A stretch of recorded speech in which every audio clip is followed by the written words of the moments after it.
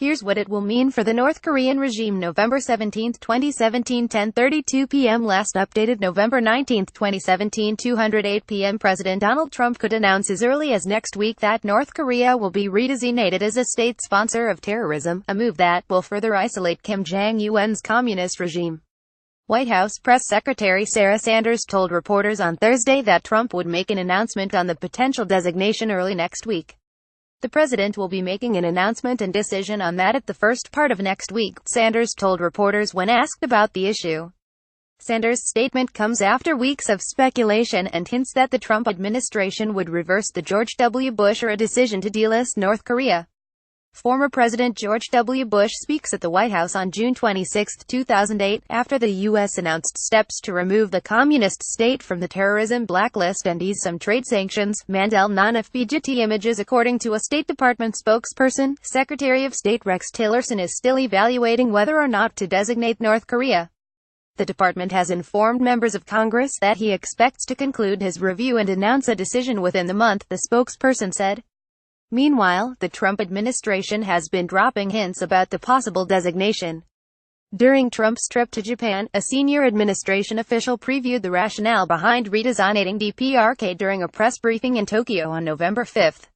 I mean, if you look at all the victims worldwide of North Korea's aggression, whether it's bombing airliners or terrorist attacks abroad, or the hundreds of attacks that have taken place over the decades against U.S. and South Korean personnel, or the abductions of Japanese citizens and, of course, South Koreans who have been abducted over the years as well, it would take a lifetime to be able to meet with all of the people who have been victimized by that regime, said the official when asked about Americans held captive by North Korea. President Donald Trump shakes hands with Japan's Prime Minister Shinzo Abe during a news conference at Akasaka Palace in Tokyo on November 6, 2017. Kiyoshi Top Getty images. The official said Trump was casting a long overdue spotlight on the nature of the North Korean regime and how it affects people inside and outside its borders.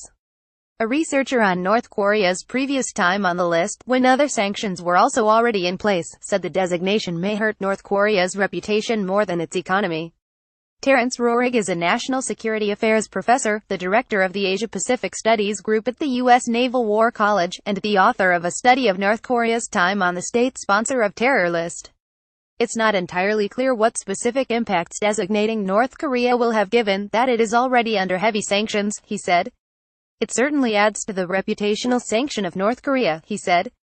Rohrig said the economic impact of any sanctions coming from the designation is secondary to the United Nations Security Council sanctions already in place. North Korean soldiers look at South Korea across the Korean Demilitarized Zone on December 22, 2011. Chung Sing-jung Getty images. Rohrig's 2009 paper North Korea and the U.S. State Sponsors of Terrorism list studied the impact of North Korea's first designation as a state sponsor of terrorism in 1988 and the issues that surrounded it being delisted. In Rohrig's previous study, he said Washington likely had little expectation the designation would have a greater economic impact than the plethora of sanctions already in place. But after North Korea's bombing of a South Korean flight in 1987, it was believed necessary to make a statement. U.S. officials had little confidence that the sanctions would change North Korean behavior, but for those who hoped the end of the Cold War would hasten the demise of the DPRK, these sanctions might be one more nail in the coffin, wrote Rohrig. A North Korean military checkpoint is seen from an observation post in Panmunjom, South Korea, on September 28, 2017.